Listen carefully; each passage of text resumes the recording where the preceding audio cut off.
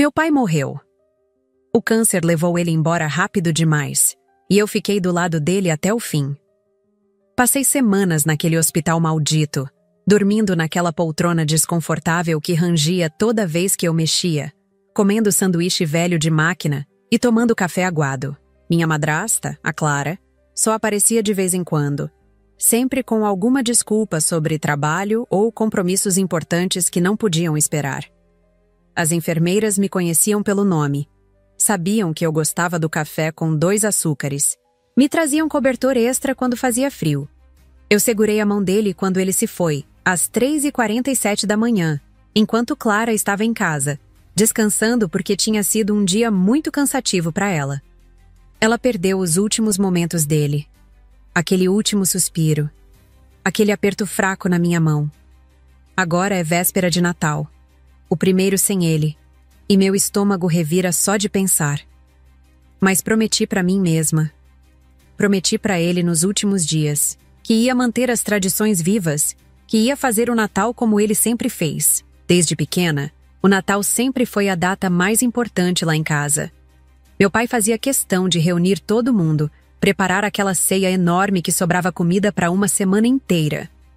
Mesmo depois que casei e me mudei para o outro lado da cidade, ele ligava com semanas de antecedência para planejar tudo comigo, para ter certeza absoluta que eu ia estar lá para ajudar com o famoso recheio da família, aquela receita secreta que a avó dele passou só para ele. No ano passado, passamos horas e horas na cozinha juntos, ele contando as mesmas histórias de sempre sobre os natais pobres, mas felizes da infância dele, e eu fingindo que era a primeira vez que ouvia cada uma delas. Ele já estava doente, mas a gente ainda não sabia, ou talvez não quisesse saber. Se eu soubesse que seria nosso último Natal juntos, juro que teria gravado cada palavra, tirado 1000 fotos dele sorrindo com a colher de pau na mão, abraçado ele até meus braços doerem. Mas a gente nunca sabe, né? A gente sempre acha que vai ter mais um ano, mais um Natal, mais tempo. Na semana do velório, Clara veio falar comigo. Foi a primeira vez que ela demonstrou algum tipo de sentimento desde que meu pai morreu. Ela chorou, disse que estava perdida, que não sabia como ia ser daqui para frente. Precisamos ficar unidas agora, ela falou segurando minhas mãos. Era o que seu pai queria, que a gente continuasse sendo família. Eu acreditei nela. Na verdade, eu precisava acreditar em alguma coisa naquele momento. Precisava de algo que me segurasse naquele mar de dor. Concordamos que íamos passar o Natal juntas. Eu, ela e as 2 filhas dela, Bia e Lorena. Seria difícil, mas era o que meu pai ia querer. Quando ela sugeriu fazer na casa dele, nossa casa, eu me ofereci para preparar tudo. Ia ser meu jeito de homenagear ele, de manter viva a tradição que ele tanto amava. Clara até sorriu quando eu disse isso. Falou que meu pai ficaria orgulhoso. As enteadas nunca foram próximas de mim. Elas já eram adolescentes quando Clara entrou na nossa vida, e sempre me trataram com aquela cordialidade forçada de quem não tem escolha. Mas meu pai adorava elas.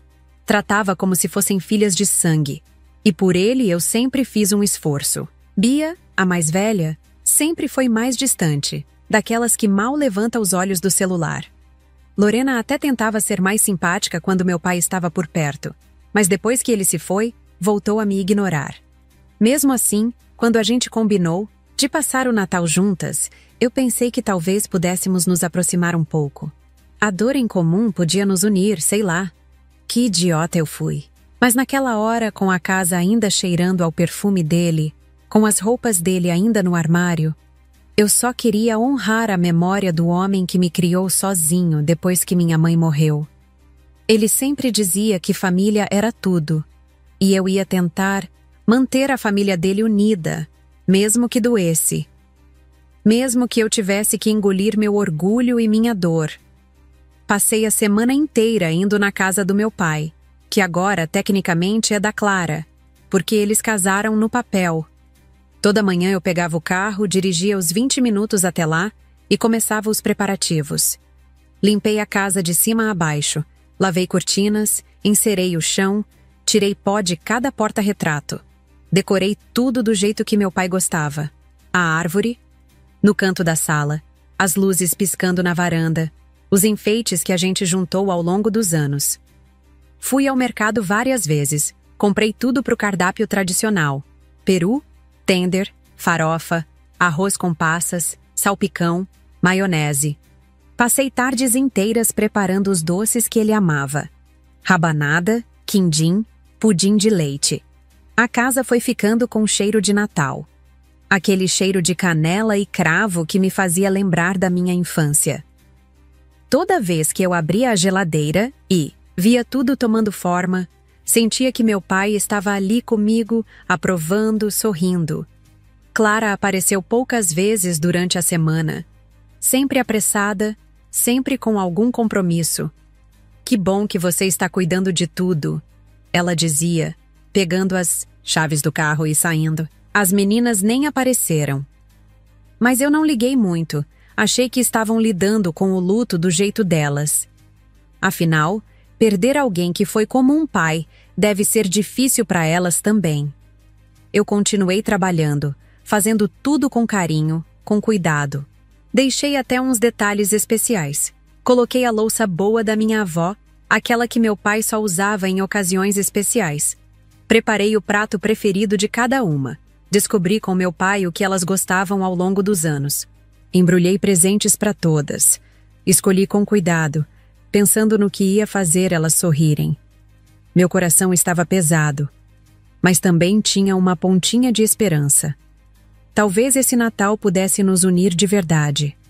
Talvez a gente pudesse criar novas memórias, honrar meu pai juntas. Eu estava tão focada em fazer tudo perfeito que nem percebi os sinais. Nem notei que as mensagens que eu mandava para Clara iam ficando sem resposta.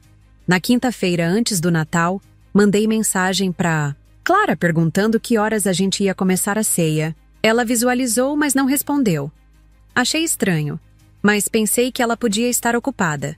Mandei outra mensagem à noite, perguntando se precisava que eu levasse mais alguma coisa. De novo, visualizada e ignorada. Na sexta, liguei. Chamou, ninguém atendeu. Mandei mensagem pro WhatsApp das meninas também. Bia visualizou quase na hora e não disse nada. Lorena nem abriu. Meu estômago começou a se contorcer. Aquela sensação ruim subindo pela garganta. Alguma coisa estava errada, muito errada. Tentei ligar de novo no sábado de manhã. Nada. Mensagem de texto, áudio, tentei tudo. O silêncio do outro lado era ensurdecedor. Comecei a ficar realmente preocupada. Será que tinha acontecido alguma coisa? Será que elas estavam bem? Mas no fundo, bem no fundo, eu já sabia. É engraçado como nosso corpo sabe antes da nossa mente aceitar. Meu peito ficou apertado, as mãos suavam, o coração acelerado. Passei o sábado inteiro olhando para o celular, esperando alguma resposta. Refiz mentalmente cada conversa, cada interação das últimas semanas. Tinha sido eu? Falei algo errado? Fiz algo que as ofendeu? Não conseguia pensar em nada. A última vez que vi Clara, ela até me abraçou. Disse que estava grata por eu estar cuidando de tudo. Então por que esse silêncio? Por que essa parede de gelo de repente? Naquela noite, não consegui dormir. Ficava revirando na cama, o celular, do lado, a tela acendendo de vez em quando com notificações de outras pessoas, mas nunca delas. Meu pai sempre dizia que silêncio às vezes fala mais alto que palavras. Naquela noite, o silêncio delas estava gritando algo que eu não queria ouvir. Mas eu ainda tinha esperança. Ainda acreditava que no dia seguinte tudo se resolveria. Acordei cedo na véspera de Natal. Havia dormido mal, com o estômago embrulhado e a cabeça latejando. A primeira coisa que fiz foi checar o celular. Nenhuma mensagem nova. O dia já começou com aquele peso no peito, mas eu tinha que terminar os preparativos. Levantei, tomei banho e fui para a cozinha. Terminei de assar o peru, dei os últimos retoques na decoração da mesa, coloquei as taças no lugar. A casa estava impecável, exatamente como meu pai gostaria. Por volta das 10 da manhã, mandei mais uma mensagem para Clara. Bom dia, que horas vocês vão chegar? Está tudo pronto aqui. Esperei. 10 minutos, 20, 1 hora, visualizada. Às 10h47. Nenhuma resposta. Meu coração já estava disparado. Liguei. Chamou uma vez e caiu. Ela tinha rejeitado minha ligação. Foi aí que a ficha começou a cair. Não era coincidência, não era correria de fim de ano. Era proposital. Mas eu ainda precisava ter certeza. Ainda tinha aquela pequena chama de esperança de que eu estava entendendo tudo errado. Afinal, a gente tinha combinado tudo. Eu tinha preparado a ceia inteira. Estava tudo pronto na casa que era do meu pai. Mandei uma última mensagem. Clara, por favor, me responde. Preciso saber que horas vocês vêm. Se mudou alguma coisa, me avisa. Dessa vez, ela nem visualizou. Mas eu vi que ela estava online. Vi que ela estava ali, do outro lado, escolhendo me ignorar. As lágrimas começaram a se formar, mas eu não deixei cair. Ainda não. Sentei no sofá da sala, olhando para a mesa posta, para o peru dourado, para as velas que eu ainda não tinha acendido. O silêncio da casa era quebrado apenas pelo tic-tac do relógio de parede. O mesmo relógio que meu pai dava corda toda semana. O mesmo que agora marcava as horas de uma ceia que, no fundo, eu já sabia que não ia acontecer. Mas eu precisava de uma confirmação. Precisava ouvir dela. Precisava entender o que estava acontecendo. Por volta das 4 da tarde, eu estava desesperada. A ceia estava toda pronta, a mesa posta, e eu ali sozinha naquela casa enorme. Não aguentei mais. Peguei o celular da minha amiga Júlia. Ela estava passando o Natal comigo porque sabia que seria difícil. E liguei para Clara. Se ela estava me bloqueando ou sei lá o quê, pelo menos de outro número ela atenderia. E atendeu. Alô? A voz dela estava normal, tranquila. Clara, sou eu. O silêncio do outro lado foi imediato. Dava para ouvir a respiração dela. O barulho de fundo, risadas. Elas estavam em algum lugar, juntas, comemorando. Ah. Oi. A voz mudou completamente. Ficou fria, distante. Clara, tentei falar com você o dia todo. Que horas vocês vêm? Está tudo pronto aqui. Mais silêncio. Então ela pigarreou e soltou a bomba. Olha, achei que você já soubesse.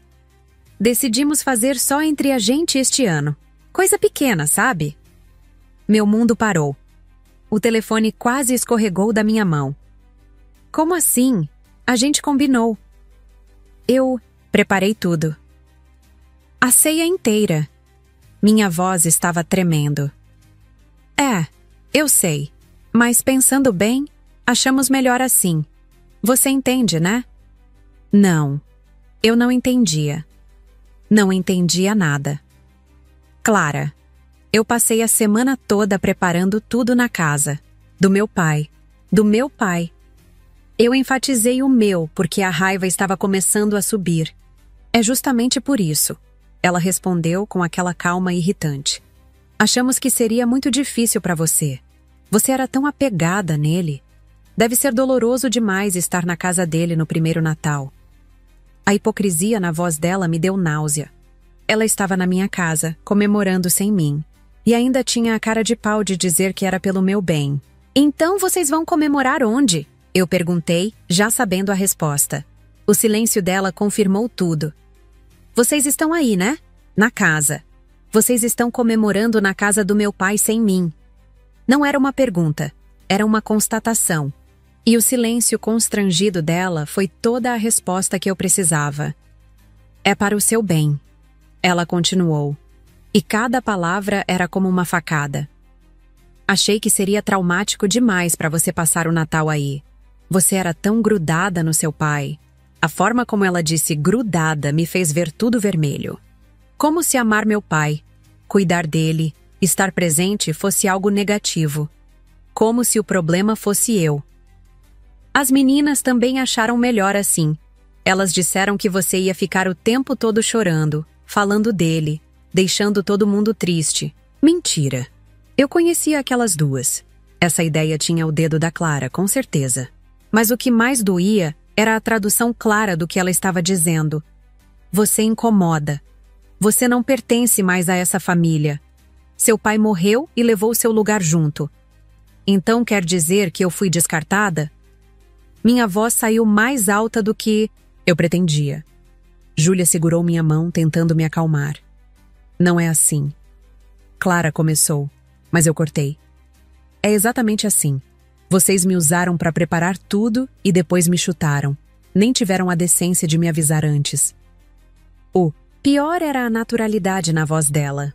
Como se excluir a filha de sangue fosse a coisa mais normal do mundo. Como se eu fosse um problema a ser resolvido. Não uma pessoa em luto tentando manter as tradições do pai. Olha, não vamos discutir isso agora. É Natal, ela disse, como se eu estivesse estragando o clima. Ano que vem a gente se fala quem... Sabe? Ano que vem. Como se eu fosse esperar um ano para ter permissão de fazer parte da família. Como se meu lugar dependesse da boa vontade dela. E então, antes que eu pudesse responder, ela desligou. Simplesmente desligou na minha cara. Fiquei olhando para o telefone, incrédula. Júlia me abraçou enquanto eu finalmente deixava as lágrimas caírem. Ali, naquela sala decorada para o Natal, com a mesa posta para uma família que escolheu me excluir, eu entendi que não tinha perdido só meu pai. Tinha perdido tudo que ele tinha construído. E o pior, elas estavam usando minha comida, minha decoração, minhas memórias, para criar um Natal sem mim. Como se eu nunca tivesse existido. Como se eu pudesse ser apagada assim, com um simples "é para o seu bem". Júlia tentou me acalmar, mas algo não batia. Se elas tinham decidido fazer só entre elas, onde estavam fazendo? A resposta era óbvia, mas meu cérebro se recusava a processar completamente. Espera, eu disse, me levantando de repente. Se elas não iam me incluir, por que deixaram eu preparar tudo? Por que não pegaram a comida? Por quê? E então, caiu a ficha completa. Todas as travessas que eu tinha deixado na geladeira na sexta. O peru que tinha assado de manhã. Os doces que passei a semana fazendo. Tudo estava lá. Tudo estava naquela casa. Elas estão usando a ceia que eu preparei. Falei em voz alta, a realização me atingindo como um soco.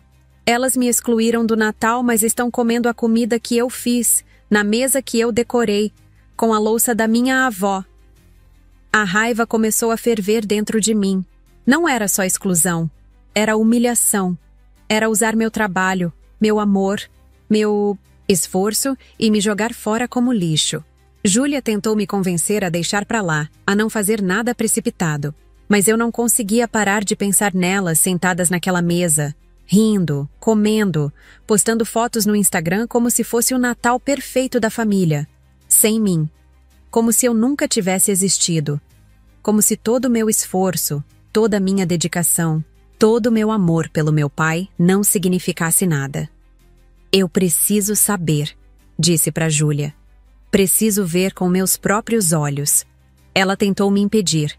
Disse que ia doer mais ainda, que não valia a pena. Mas a verdade é que eu precisava daquela confirmação visual. Precisava ver a extensão da traição. Peguei as chaves do carro. Minhas mãos tremiam, mas minha determinação era maior que o medo. Você não vai sozinha, Júlia disse pegando a bolsa. Se você vai fazer essa loucura, vou com você. E foi assim que às 7 da noite da véspera de Natal, nós duas saímos rumo à casa do meu pai. A casa onde eu cresci. A casa onde agora 3 mulheres celebravam um Natal que me excluía. Eu não sabia o que ia fazer quando chegasse lá. Só sabia que precisava ver. Precisava ter certeza de que era real, de que elas realmente tinham essa coragem toda. O caminho até a casa parecia ao mesmo tempo curto e eterno. Cada semáforo vermelho era uma oportunidade para Júlia tentar me convencer a voltar. Vai só te machucar mais, ela repetia. Mas eu não conseguia. Algo dentro de mim queimava, uma mistura de raiva, incredulidade e necessidade de confirmação. Quando chegamos na rua, meu coração disparou. Dava para ver as luzes de Natal que eu mesma tinha colocado, piscando alegremente na varanda. O carro da Clara estava estacionado na frente, junto com o da Bia. A casa estava toda iluminada e dava para ouvir música vindo de dentro. Música de Natal. As mesmas músicas que meu pai colocava todo ano. Parei o carro um pouco afastado. Não queria que elas me vissem. Ainda não. Minhas mãos suavam frio e eu sentia o estômago revirado. A gente pode ir embora. Júlia tentou uma última vez, mas eu já estava decidida. Eu precisava ver. Saí do carro devagar, tentando não fazer barulho. Ainda tinha a chave da casa. Afinal, era a casa onde cresci, onde morei até casar. Clara nunca pediu de volta. Provavelmente nem lembrava que eu tinha. Subi pela lateral, como fazia quando era adolescente, e não queria que meu pai ouvisse eu chegando tarde. O portão dos fundos ainda rangia do mesmo jeito. O cheiro vindo da cozinha me atingiu como um tapa. Era o cheiro da minha ceia, dos meus temperos, do meu esforço. Por um momento, fechei os olhos e quase consegui imaginar meu pai lá dentro, me esperando com aquele sorriso largo, dizendo: "Filha, você caprichou." Mas quando abri os olhos, a realidade me atingiu de novo. Cheguei perto da janela da sala, de jantar. As cortinas estavam semi-abertas, e eu conseguia ver perfeitamente. E o que eu vi me destruiu e me enfureceu na mesma medida. Lá estavam elas, Clara, Bia e Lorena, sentadas exatamente onde sempre sentávamos. Clara no lugar do meu pai. As meninas onde eu e meu marido sentávamos. A mesa estava linda, exatamente como eu tinha decorado. E elas estavam comendo, rindo, brindando, como se aquele fosse o Natal mais normal do mundo. Fiquei ali parada, olhando pela janela como uma fantasma do lado de fora da própria vida. Via cada detalhe. A toalha bordada da minha avó, os porta-guardanapos que meu pai comprou na nossa última viagem juntos, as velas que eu mesma tinha escolhido. Bia estava tirando fotos com o celular, fazendo poses com a taça de vinho na mão. Lorena ria de algo no celular, provavelmente respondendo mensagens de Natal. E Clara? Clara estava sentada na cabeceira, no lugar do meu pai, cortando o peru que eu tinha assado. O meu peru. Com a faca especial que era do meu avô. Como se fosse a dona daquilo tudo. Como se sempre tivesse sido. A música mudou para aquela que meu pai mais gostava.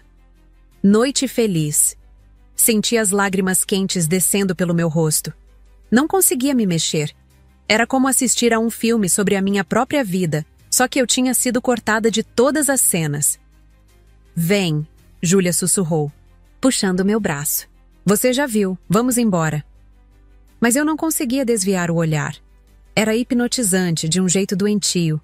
Ver as três ali, ocupando meu espaço, usando minhas coisas, comendo minha comida, celebrando na minha ausência. Foi então que Clara se levantou e foi até a árvore de Natal. Ela pegou uma caixa de presente, uma que eu mesma tinha embrulhado com papel dourado e laço vermelho. Era o presente que eu tinha comprado para Bia. Vi ela entregar para a filha, que abriu sorrindo. Era uma bolsa que eu tinha escolhido com tanto cuidado, sabendo que ela ia adorar. E adorou. Abraçou a mãe, agradecendo. Como se o presente fosse dela. Como se Clara tivesse escolhido, comprado, embrulhado. A bile subiu na minha garganta. Não era só exclusão. Era roubo. Roubo da minha presença, do meu esforço, do meu amor. Elas estavam literalmente vivendo o Natal que eu tinha preparado, só que sem mim. E o pior, pareciam perfeitamente felizes com isso. Como se minha ausência não fizesse a menor diferença. Como se eu nunca tivesse feito parte daquela família. Foi quando Bia fez algo que me tirou do transe. Ela pegou o celular e apontou para a mesa, começando uma live no Instagram. Consegui ver ela ajustando o ângulo, certificando-se de que aparecia toda a mesa decorada, toda a fartura. "Oi, gente! Natal em família aqui!" Ela disse toda animada. E então veio o golpe final. Vi ela digitar a legenda, e mesmo de longe, consegui ler. "Natal perfeito. Só a família esse ano. Só a família. Essas 3 palavras me atingiram com mais força que qualquer tapa. Eu não era família. Essa era a mensagem. Depois que meu pai morreu, meu status de família morreu, junto.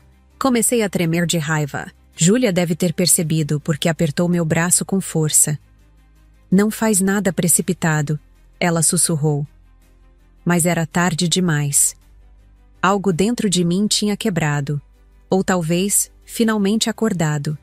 Vi pelos comentários da live que alguém perguntou, por mim. E a filha do Carlos? Li enquanto Bia segurava o celular. Ela riu. Riu. E respondeu em voz alta pro vídeo. Ah, ela deve estar por aí, sei lá, chorando com uma velhinha acesa pro paizinho, provavelmente. O jeito debochado como ela disse paizinho me fez ver vermelho. Lorena riu alto. Clara fingiu repreender, mas estava sorrindo. Elas achavam engraçado. Minha dor, meu luto, meu amor, pelo meu pai era uma piada para elas. Naquele momento, toda a tristeza se transformou em fúria. Fúria pura, crua, libertadora. Eu não ia mais ficar do lado de fora olhando. Não ia mais aceitar ser excluída da minha própria vida. Virei para Júlia. Entra no carro. Agora. Ela me conhecia bem demais para discutir quando me via daquele jeito. Correu pro carro enquanto eu tirava a chave da casa do bolso. Minhas mãos não tremiam mais. Estavam firmes, determinadas. Eu ia entrar naquela casa. Era meu direito. Era minha casa tanto quanto delas. Mais até. Foi lá que cresci. Foi lá que meu pai me criou. E elas não iam me expulsar das minhas próprias memórias. Não sem consequências. Andei até a porta, da frente com passos decididos. Júlia ficou no carro, pronta para qualquer emergência. Enfiei a chave na fechadura e girei devagar. A porta se abriu sem ruído. Eu conhecia cada rangido daquela casa. Sabia exatamente como evitá-los. O corredor estava escuro, mas a luz e o som vinham da sala de jantar. Ouvi a voz da Clara. Esse pudim está divino. Você se superou, Bia. Meu pudim, receita da minha avó, que eu tinha feito. Respirei fundo e caminhei pelo corredor. Cada passo era uma mistura de memória e revolta. Ali era onde meu pai me esperava quando eu chegava da escola. Ali era onde ele me abraçava quando eu tinha pesadelos. Ali era onde comemoramos meus 15 anos, meu casamento, tantas vitórias. E agora 3 intrusas ocupavam esse espaço sagrado, fingindo que eu nunca existi. Parei na porta da sala de jantar. Elas estavam de costas para mim, ainda entretidas com a live, com a ceia, com a farsa de família feliz. Esperei. Queria que elas me vissem. Queria ver a cara delas quando percebessem que eu estava ali. Demorou uns segundos, mas então Lorena virou a cabeça casualmente e me viu. O garfo caiu da mão dela, fazendo barulho no prato. Os olhos arregalados, a boca aberta. Mãe. Ela começou, mas a voz falhou. Clara virou bruscamente e, quando me viu, ficou branca como papel. Bia ainda segurava o celular, a live ainda rodando, mas tinha congelado completamente. O silêncio, que caiu, foi ensurdecedor. Dava para ouvir a música de Natal ao fundo, criando um contraste bizarro com a tensão do momento. Fiquei ali parada, encarando as 3. Não disse nada. Não precisava. Minha presença dizia tudo. Eu estava ali, na minha casa, no meu Natal, com a minha família, ou o que sobrou dela. E pela primeira vez desde que meu pai morreu, eu não me senti pequena ou rejeitada. Me senti dona do meu espaço, do meu direito de estar ali. E pelos rostos delas, ficou claro que elas sabiam disso também. O que você está fazendo aqui? Clara foi a primeira a se recuperar do choque, mas a voz saiu tremida. Engraçado, respondi, entrando na sala. Eu ia perguntar a mesma coisa para vocês. Bia finalmente percebeu que ainda estava fazendo live e desligou o celular às pressas. Milhares de pessoas tinham acabado de ver aquela cena. Bom, que vissem. Você não pode simplesmente invadir assim. Clara tentou soar autoritária. mas o medo nos olhos dela era evidente. Invadir? Eu ri, mas não tinha humor nenhum no som. Invadir a casa onde eu cresci, onde meu pai me criou, onde eu preparei toda essa ceia que vocês estão comendo. Apontei para a mesa, para cada prato. Esse peru que eu assei, esse pudim que eu fiz, com a louça da minha avó, na mesa que eu decorei, para um Natal que vocês me excluíram. Minha voz foi subindo gradualmente, anos de mgoa reprimida finalmente encontrando vazão. Achamos que seria melhor assim. Lorena tentou com aquela voz mansa que usava quando queria algo do meu pai. Melhor para quem? Cuspi as palavras.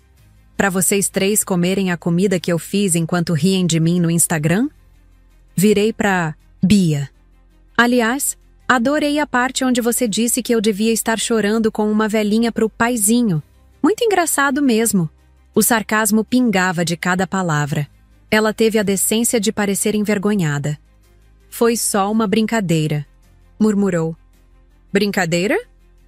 Minha voz estava perigosamente calma agora. Sabe o que é brincadeira? É vocês acharem que podem me apagar da história da minha própria família. Que podem pegar tudo que é meu e fingir que sempre foi de vocês. O silêncio pesava no ar. Clara tentou se levantar, assumir o controle. Olha, vamos conversar como pessoas civilizadas. Agora você quer conversar? Interrompi. Depois de ignorar minhas mensagens a semana toda? Depois de me excluir do Natal? Depois de literalmente roubar minha ceia? Andei pela sala, cada passo calculado. Vocês sabem o que mais me impressiona? A cara de pau. Sentar aí, no lugar do meu pai, comendo a comida que eu fiz, abrindo os presentes que eu comprei, e ainda ter coragem de postar que é só a família. Parei na frente da poltrona onde meu pai sempre sentava. Ainda dava para ver a marca do corpo dele no estofado. Ele odiaria isso, disse, mais para mim mesma. Odiaria ver o que vocês fizeram. Como transformaram a casa dele num teatro de mentiras. Clara ficou vermelha. Essa casa é minha agora. Somos casados legalmente. Foi a deixa que eu precisava. Comecei a rir. Um riso que vinha do fundo da alma. É mesmo? Tem certeza disso? O rosto dela mudou. Uma sombra de dúvida passou pelos olhos. Do que você está falando? Tirei o celular do bolso. Sabe, meu pai era um homem precavido. Principalmente depois que ficou doente. Ele sabia que vocês... Gesticulei na direção das três. Podiam tentar algo assim. Abri a galeria de fotos. 3 dias antes de morrer, ele me chamou. Estava lúcido, completamente consciente. Me deu uns documentos. Mostrei a tela para elas. Era uma foto do documento claramente legível. Testamento atualizado, autenticado, registrado. A palidez que tomou conta do rosto da Clara valia tudo. Isso é mentira, gaguejou. O advogado dele tem as vias originais. Pode ligar para confirmar. Sorri. A casa é minha, Clara. Sempre foi. Meu pai só deixou você morar aqui, enquanto eu permitisse. E sabe de uma coisa? Fiz uma pausa dramática. Eu não permito mais. Você não pode fazer isso. Clara explodiu, finalmente perdendo a compostura. Somos família. Família? Repeti incrédula. Vocês literalmente acabaram de me excluir do Natal dizendo que era só a família. Decida-se, Clara. Ou eu sou família ou não sou. Não dá para ser só quando convém. Bia tentou intervir. Isso é ridículo. Você não pode nos expulsar assim. Ah, não? Peguei meu celular de novo. Querem que eu ligue pro advogado agora? Véspera de Natal e tudo. Mas tenho certeza que ele atende. Afinal, instruções bem específicas. Lorena começou a chorar. Lágrimas de crocodilo, claro. Você está sendo cruel. Seu pai não ia querer isso. Meu pai não ia querer muita coisa que aconteceu depois que ele morreu. Respondi seca. Tipo a mulher dele e as enteadas excluindo a filha única do Natal. Comendo a comida que ela preparou. Fingindo que ela não existe. Caminhei até a árvore de Natal. Peguei o anjo do topo. Um anjo que minha mãe tinha feito antes de morrer. Meu pai colocava todo ano, religiosamente. Sabem, eu podia chamar a polícia agora, invasão de propriedade. Mas é Natal. Guardei o anjo na bolsa.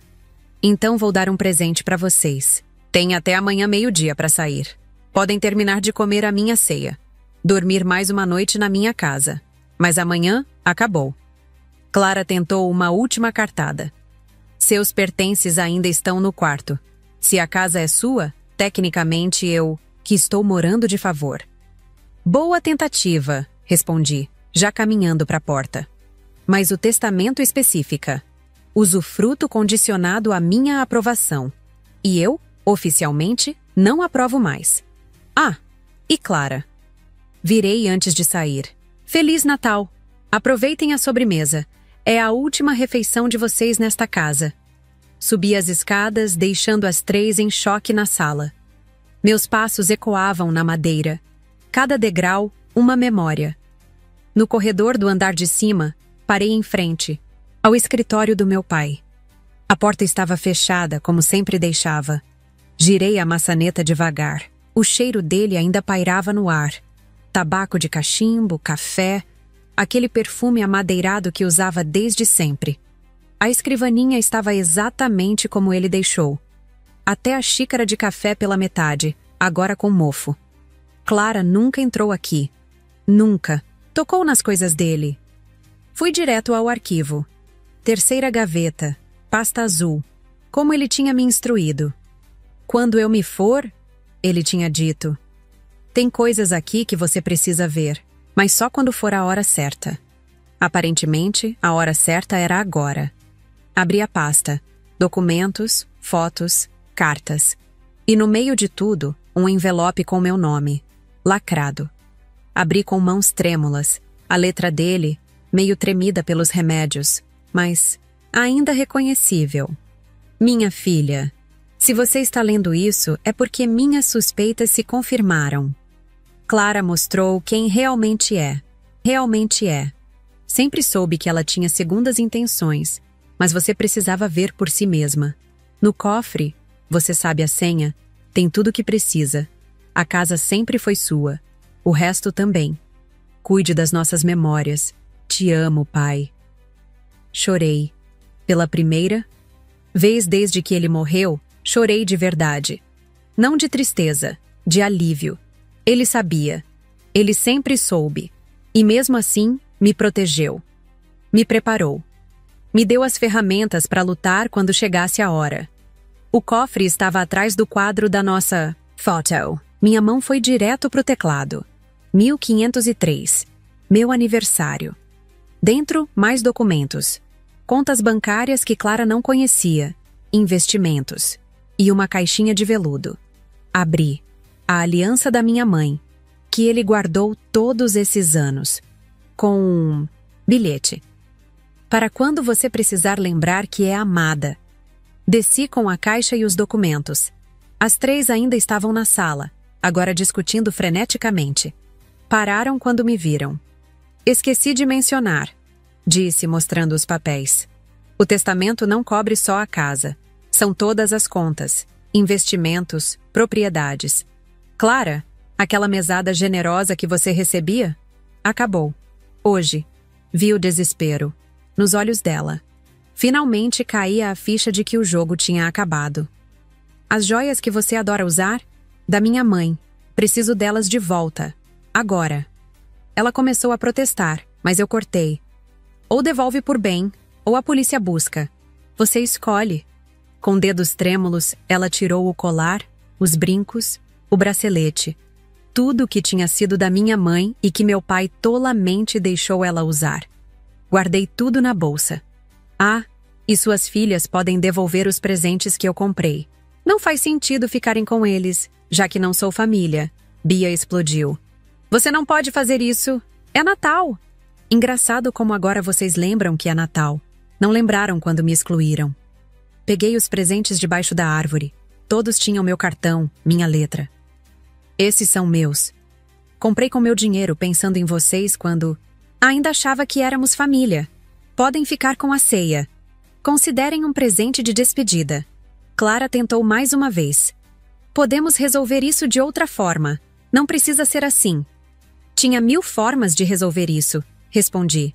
Bastava me incluir, me respeitar, reconhecer meu lugar nessa família. Vocês escolheram o caminho mais cruel. Agora aguento as consequências. Caminhei até a porta. Júlia ainda esperava no carro, faróis acesos. Amanhã, meio-dia, nem 1 minuto a mais. E Clara, deixe as chaves na mesa quando sair.